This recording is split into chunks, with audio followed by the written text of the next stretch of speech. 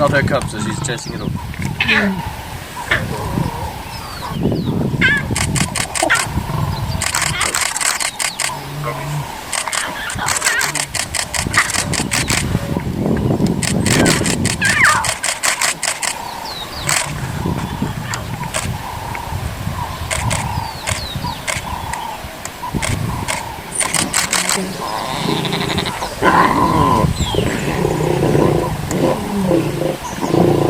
Should we get it?